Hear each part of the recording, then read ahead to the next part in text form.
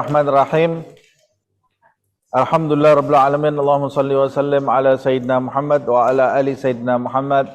Nawina ta'allum wa ta'lim wa naf'a wal intifa' wa tadhakkur wa tadhkir wal ifadah wal istifadah wal hath ala tamassuk fi kitabillah wa sunnati Rasulillah sallallahu alaihi wasallam wa ibtigha'a mardatihi wa thawabihi wa qurbihi. Kita lanjutkan kajian Bidayatul Hidayah pada bab adab mempersiapkan diri menyambut sholat, semua sholat yang akan kita lakukan 5 waktu, sholat 5 waktu. Pada pertemuan yang lalu Imam Ghazali menjelaskan kepada kita agar mengisi waktu itu dengan membaca Al-Quran atau mengunjungi orang-orang yang sakit atau berzikir atau menghadiri majelis atau bekerja untuk menyambung hidup, tidak menjadikan diri kita meminta-minta atau keluarga kita meminta-minta. Nah, orang yang paling buruk adalah orang yang menghilangkan waktunya percuma, tidak ada manfaat, lah untuk kepentingan akhirat atau untuk kepentingan hidupnya sendiri. Orang seperti ini la yadri bima tashtagil kulla waqtin. Tidak tahu dia apa yang mau dilakukan. Nah, padahal orang itu diperintahkan memanfaatkan umur. Kita tidak selamanya di dunia ini, dan nanti kita akan dimintai pertanggungan jawab oleh Allah Subhanahu wa ta'ala, wa umruka ra'su malika, dan umurmu itu adalah modalmu dalam mencapai kedudukan di sisi Allah Subhanahu wa ta'ala.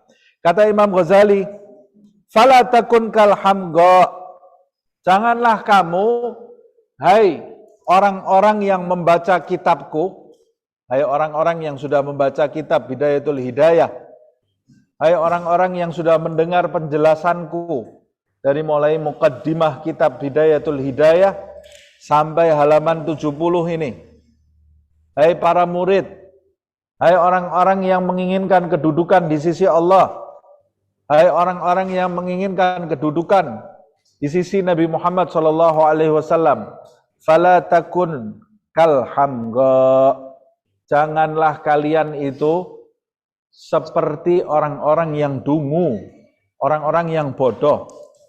Siapa orang-orang yang dungu, orang-orang yang bodoh itu? Yang dimaksud oleh Imam Ghazali, alladzina yafrahuna fi kulli yaumin bi ziyadati amwalihim ma'a nuqsani a'marihim. Siapa orang-orang yang bodoh, orang-orang yang dungu? Kata Imam Ghazali, mereka adalah orang-orang yang bahagia di setiap hari yang bertambah harta mereka, padahal umur mereka berkurang, kesempatan mereka berkurang. Siapa orang-orang yang bodoh? Mereka adalah orang-orang yang berbahagia di hari harta mereka bertambah, padahal umur mereka berkurang. Apa yang menjadikan kalian bahagia jika kesempatan kalian ini untuk menambah kedudukan di akhirat itu berkurang? Apa yang bisa menjadikan kalian itu bahagia? Harusnya orang yang berakal, setiap hari dia lalui, dia ini bertambah kewaspadaannya, bertambah kekhawatirannya, karena setiap hari yang kita lalui berarti kita semakin mendekat kepada kubur. Orang yang mendekat kepada kubur berarti kesempatannya dalam menambah amal itu semakin menipis.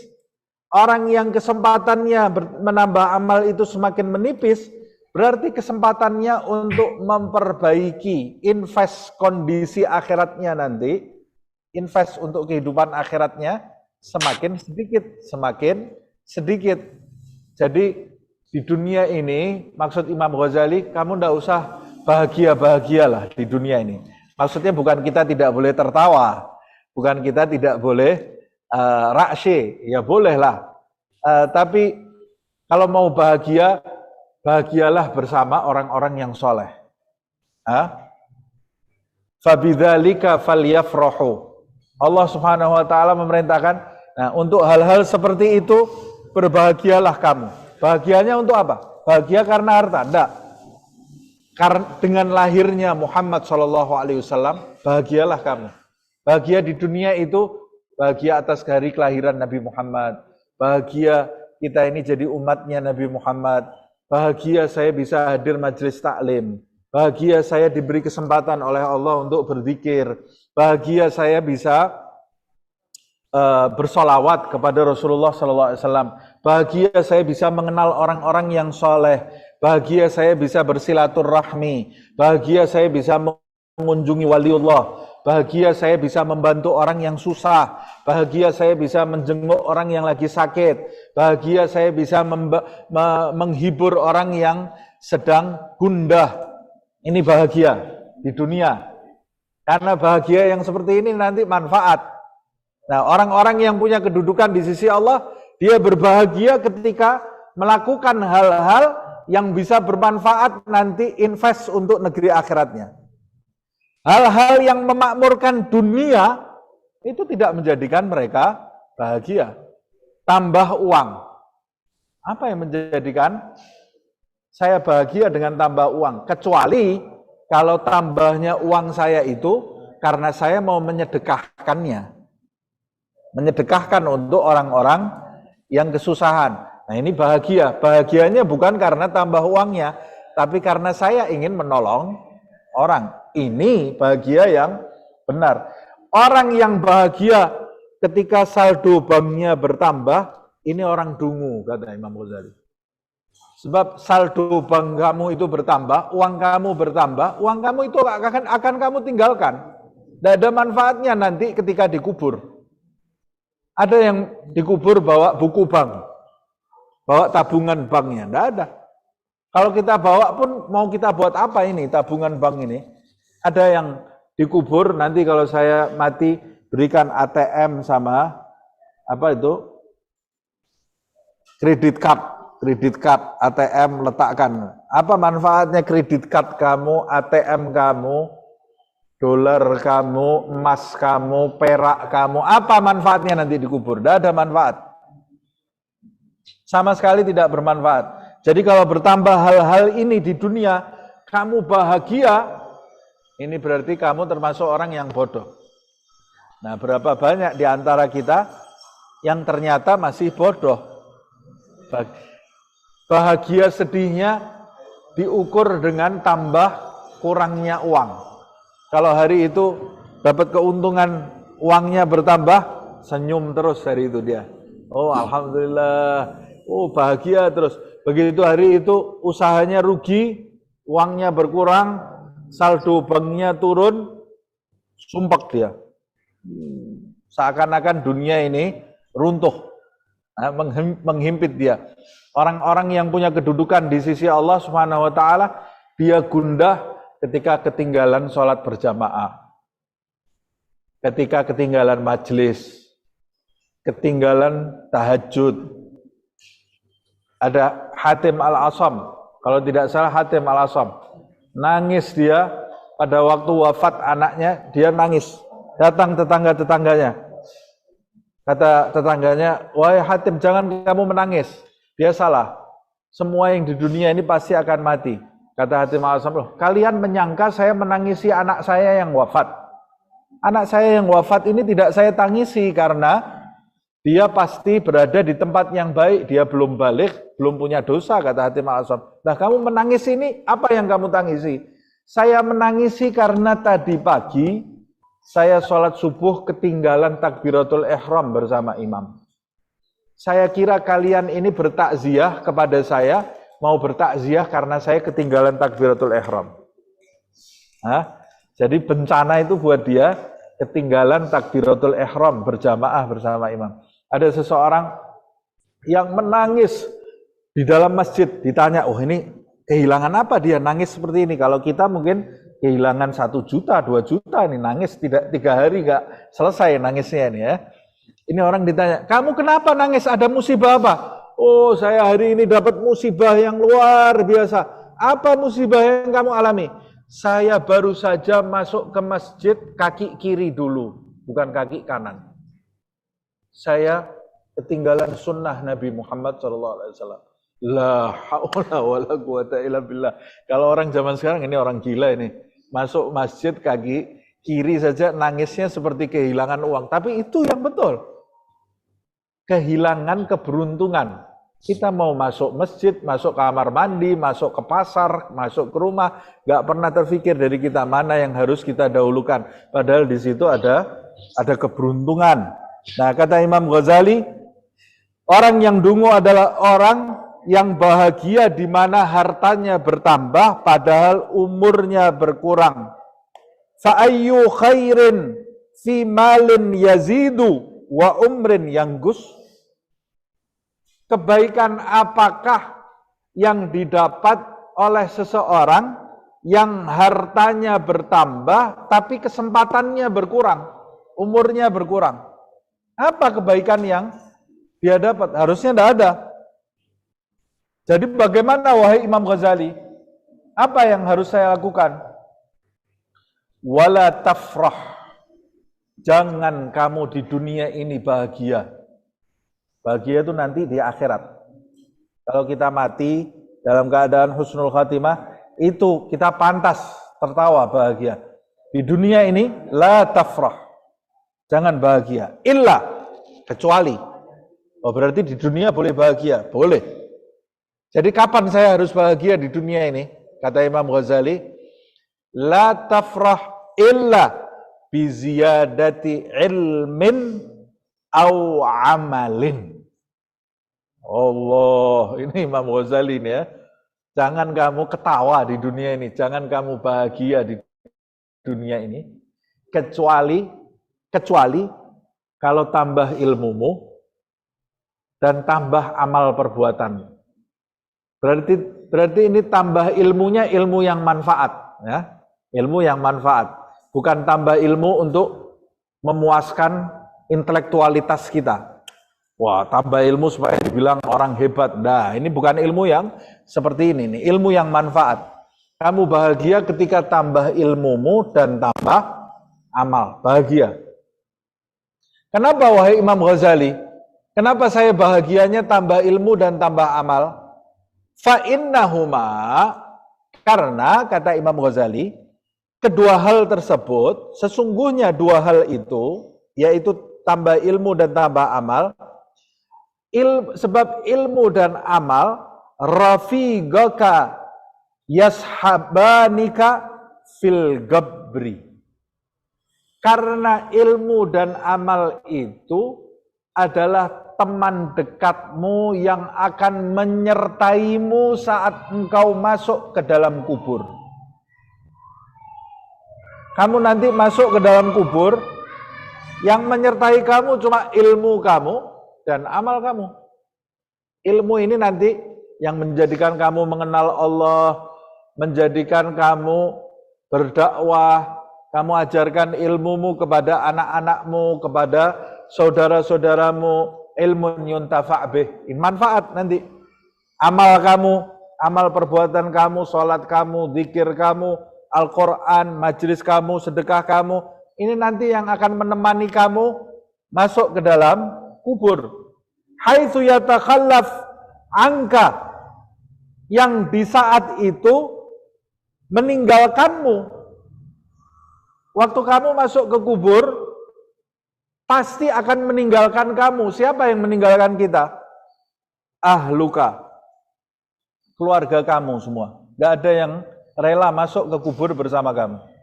Istri yang mencintaimu tidak mungkin rela masuk ke kubur bersamamu. Anak-anakmu akan meninggalkan kamu. Jangan masuk ke kubur lah. Kita tidak usah masuk ke kubur.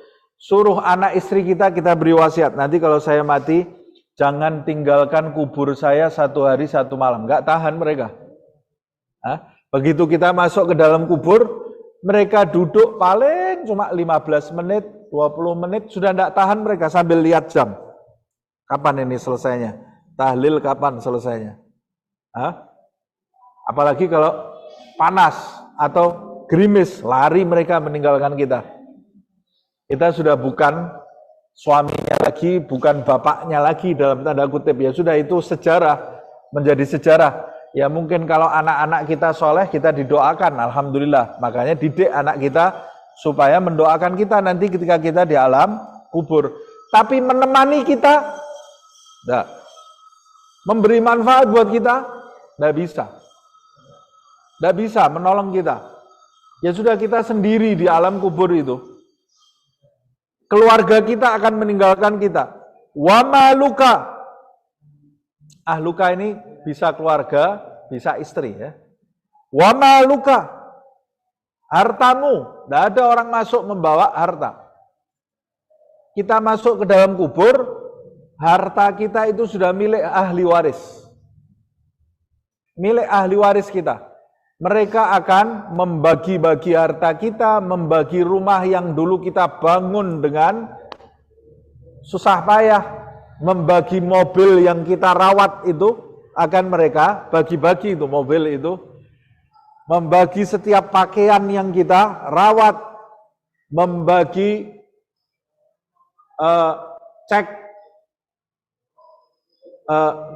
ATM, kredit card, wah apalagi itu saya nggak paham itu ya, emas-emasan yang kita simpan, invest saham kita di perusahaan, mereka akan membagi. Syukur, alhamdulillah kalau mereka membaginya dengan cara yang baik-baik, rukun, tidak lupa dengan kita, mendoakan kita. Sebagian besar tidak mengajarkan kepada anaknya agama, bapaknya belum masuk kubur, anaknya sudah bertengkar berebut harta. Na'udzubillah min dzalik. Na'udzubillah min dzalik. Nas'alullah al-afiyah insyaallah. Anak ini sudah berebut harta warisan sampai bapaknya dikubur, sampai bertahun-tahun sengketa ini warisan, panggil pengacara, panggil lawyer, panggil ini, ya Allah, habis harta warisannya bapaknya untuk berkelahi antar saudara sendiri. Makanya tinggalkan untuk anak kita ilmu dan agama. Jangan tinggalkan harta. Kalau tinggalkan harta mereka berkelahi. Kalau kita tinggalkan ilmu dan agama, kalaupun mereka kita tinggali harta, nanti akan hidup rukun, damai. Bagaimana menangisnya kita kalau kita meninggal sementara anak-anak kita tidak ada yang ingat kita. Berkelahi sendiri mereka urusan harta. Na'udzubillah min dzalik. Na'udzubillah min dzalik. Nah, anakmu meninggalkanmu, hartamu meninggalkanmu. Wa waladuka, anak-anakmu ini ya. Tadi ahluka itu istrimu. Wa asdiqauka, teman-teman dekatmu. Siapa teman dekat kita? Teman kita yang paling dekat. Nggak mau kita. Nanti kalau saya mati, kita mati bareng-bareng ya. Nggak mau, mati sendiri. Waktu di dunia dulu pergi bersama-sama, makan bareng-bareng, ketawa bareng. Mati bareng. Nggak ada orang mati bareng. Mati sendiri. Nggak ada mati bareng. Jadi bohong kalau ada orang bilang, oh cintaku sehidup semati. Bohong, nggak ada cinta sehidup semati. Cinta itu sehidup aja, semati sudah sendiri-sendiri. Mati sendiri-sendiri. Tidak ada cinta sampai mati, itu tidak ada. Mati urusannya sendiri-sendiri. Kecuali orang-orang yang hidup mencintai, saling mencintai karena Allah subhanahu wa ta'ala. Orang yang mencintai karena Allah subhanahu wa ta'ala, nanti ketika dia mati mereka saling mencari. Mengapa saling mencari? Karena cinta mereka di dunia itu menguntungkan karena Allah. Itu cinta mereka itu akan menjadi saksi nanti di hadapan Allah Subhanahu wa taala. Cintanya Nabi Muhammad kepada kita itu cinta karena Allah. Makanya Nabi Muhammad nanti ketika kita wafat, Nabi Muhammad pasti akan mencari kita. Karena dia Nabi Muhammad mencintai kita karena Allah. Tapi kita mencari Nabi Muhammad atau tidak? Nah, bertemu atau tidak dengan Nabi Muhammad, itu yang penting. Kalau kita dari sekarang mengkaitkan hati kita cinta kepada Nabi Muhammad karena Allah, nanti kita bertemu dengan Nabi Muhammad. Begitu juga jadikan cinta kita kepada anak, istri, saudara-saudara karena Allah, bukan karena nafsu. Sebab kalau karena nafsu nanti akan saling menuntut. Yauma yafirrul mar'u min akhi wa ummihi wa abi wa sahibatihi wa bani likulli imri'in sya'nun yughni, dalam ayat. Hari di mana seseorang itu akan lari dari saudara kandungnya sendiri, lari dari bapak ibunya, lari dari istri dan anak-anaknya. Mereka semua masing-masing mengalami situasi sendiri-sendiri. Wa asdiqauka. Nah, ini yang perlu kita ketahui. Nah, jadi mengisi waktu kita untuk hal-hal yang baik. Ini saya kadang-kadang banyak ngomong, akhirnya bacanya cuma sedikit ini. Tapi insya Allah bermanfaat. Nah, waktunya masih ada ini? Masih, Bib, masih. Masih. Tsumma idza isfarratis syamsu. Kemudian ketika matahari itu menguning, maksudnya matahari hendak tenggelam, mau masuk waktu maghrib, fajtahid, berusahalah kalian anta'uda ilal masjidi qablal ghurub. Berusahalah kalian untuk kembali ke masjid sebelum tenggelam matahari. Artinya sebelum azan kalian sudah ada di masjid. Atau bagi yang masjidnya jauh, minimal sebelum azan sudah ada di tempat sholat. Oh, saya tinggal di masjid tempatnya jauh. Ya sudah, berarti kamu sebelum tenggelam matahari, kamu, istri kamu, anak-anak kamu sudah di musola, tempat kamu sholat. Di rumah itu sediakan tempat sholat. Sudah bersiap-siap bersama sebelum maghrib. Atau kalau bisa ke masjid, lebih bagus lagi. Sebelum tenggelam matahari, kamu sudah ada di masjid. Kemudian, apa yang dilakukan di dalam masjid? Buka HP? Enggak. Buka YouTube? Buka ini? Enggak. Buka Instagram, jangan. Apa yang harus kita lakukan di masjid? Tashtagil bit tasbih wal istighfar. Sibukkan dirimu dengan tasbih, dengan istighfar. Subhanallah wa bihamdih, subhanallahil azim, astaghfirullah. Subhanallah wa bihamdih, subhanallahil azim, astaghfirullah. Sibukkan dirimu dengan tasbih dan istighfar.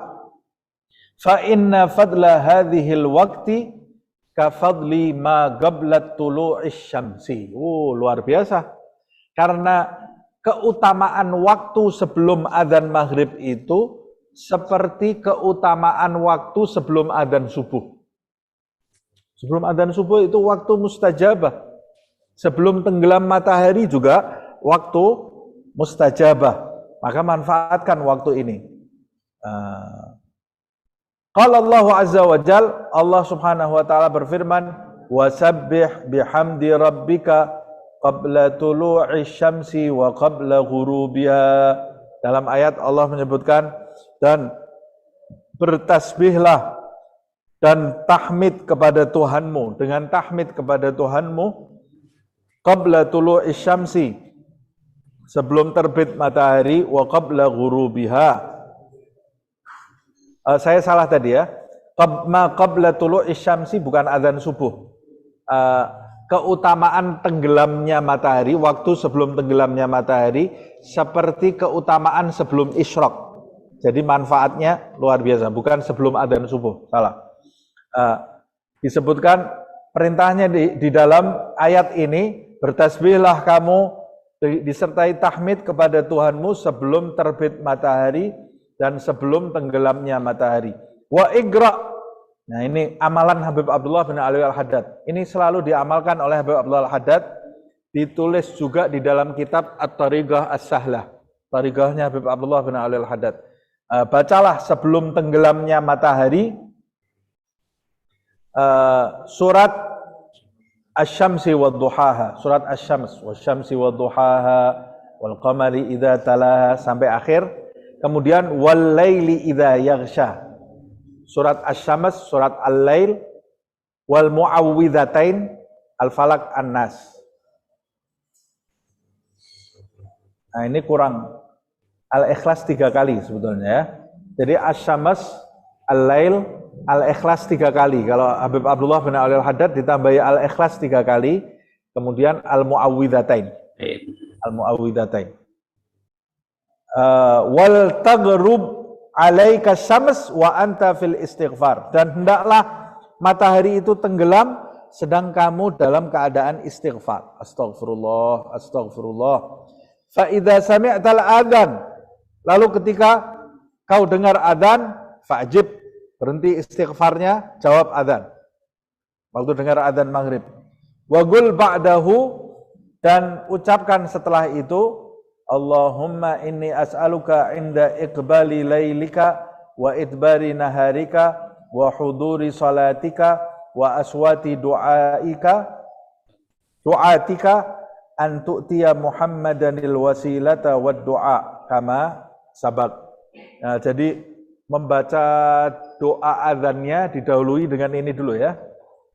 Allahumma inni as'aluka inda iqbali lailika wa idbari naharika wa huduri salatika wa aswati du'atika an tu'tiya Muhammadanil wasilata wad du'a kama sabak. Ini berarti sudah dijelaskan di sebelumnya.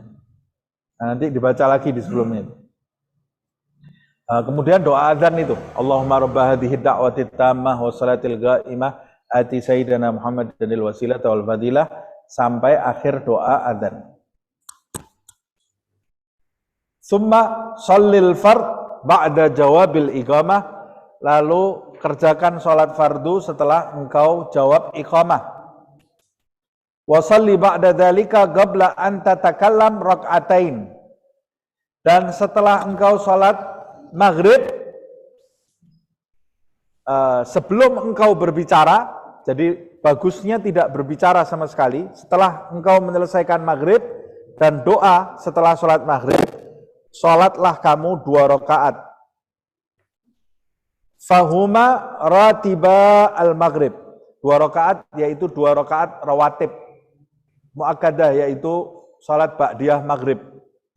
Jangan berbicara antara maghrib dengan 2 rakaat ini. Wa in sallaita ba'dahuma arba'an tutiluha fahiya aidan sunnah. Dan jika kamu mau mengerjakan 4 rakaat setelah 2 rakaat maghrib, maka itu juga termasuk sunnah. Ini yang dinamakan awabin. Nah, sholat sunnah awabin itu sholat sunnah apapun yang dikerjakan jumlahnya 6 rakaat setelah sholat maghrib. Jadi 2 rakaat ba'diyahnya terhitung. Jadi kalau kita sudah mengerjakan 2 rakaat ba'diyah, maka kita tinggal melakukan 4 rakaat lagi setelah itu. Nah, 4 rakaat ini, 4 rakaat setelah ba'diyah ini kita lakukan juga di antara ba'diyah dengan 4 rakaat ini tidak berbicara. Siapa yang melakukan itu pahalanya sangat besar. Ini yang dinamakan sholat awabin. Nanti kita bahas dalilnya di dalam hadis ya. Sholat 4 rakaatnya bisa 2 rakaat salam, 2 rakaat salam setelah ba'diyah, bisa 4 rakaat 1 kali salam. Bagaimana Ustaz? Katanya sholat lail mathna. Betul. Itu kalau sholat lail yang ada niatnya, seperti sholat taraweh, itu 2 rakaat. Tapi 4 rakaat ini kalau kita niatkan sholat sunnah mutlak, 4 rakaat 1 salam bisa. Tapi niatnya sholat sunnah mutlak. Dan Habib Abdullah bin Al-Haddad dalam At-Tariqah As-Sahlah disebutkan dia sholatnya 4 rakaat 1 salam. Ya, 4 rakaat 1 salam tanpa tasyahud awal. Jadi setiap Al-Fatihah dia membaca surat. Setiap Fatihah dia membaca surat. Tapi Habib Umar bin Hafid 2 rakaat salam, 2 rakaat salam. Ya, kita mau pakai yang mana? Dua-dua betul, yang penting sholat. Jangan ribut. Mau 4 rakaat 1 salam boleh, mau 2 rakaat salam, 2 rakaat salam boleh. Kita selesaikan sedikit, tinggal sedikit ini. Wa in amkanaka an tanwi al-i'tikaf ilal isya. Jika memungkinkan di masjid itu kamu tidak pulang, niat i'tikaf sampai waktu isya.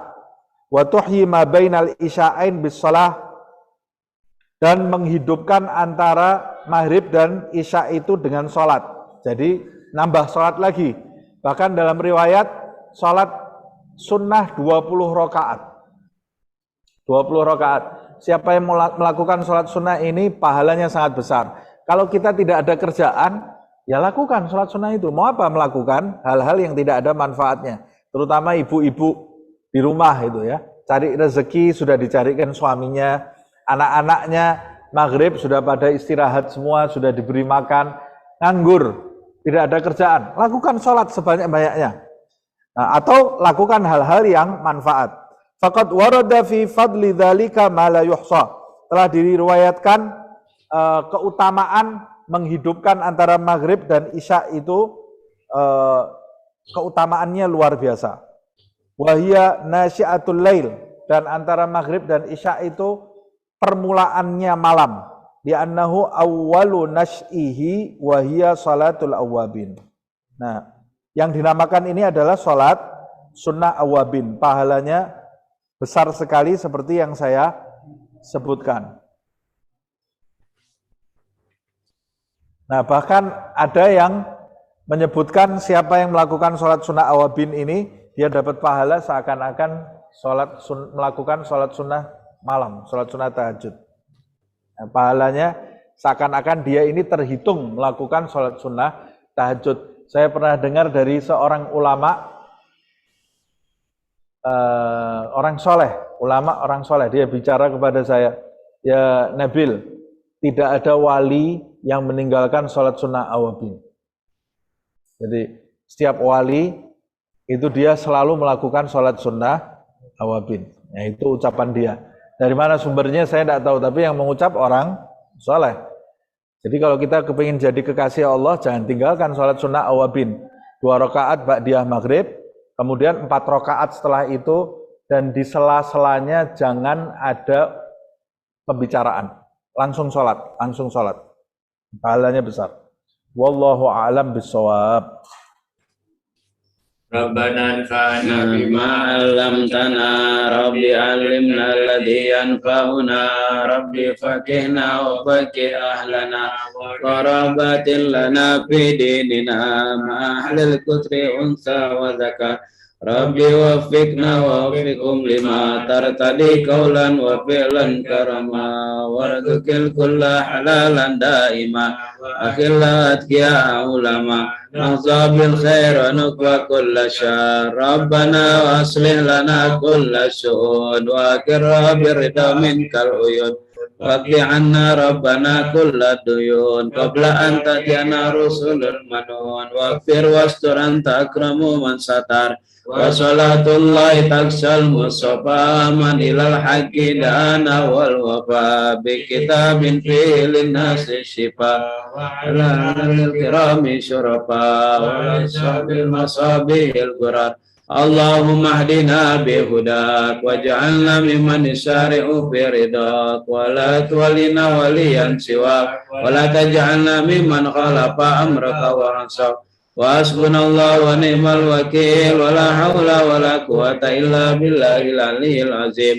Ya Rabbana tarabna bi annana karabna, wa annana asrabna ala laka ashrabna, wa tub alayna tawbah tagsilu kulli hawbah, wastur lana al-awrati wa aminir rawati, waghfir li walidina rabbi wa mauludina wal ahli wal ikhwani wa sairil khillani wa kulli dhi mahabba aw jiratin aw suhbah wal muslimina ajma, amin rabbi asma, fadlan wajudan manna la biktisabin minna, bil Mustafa Rasuli nahza bi kulli suli, bil Mustafa Rasuli nahza bi kulli suli, bil Mustafa Rasuli nahza bi kulli suli.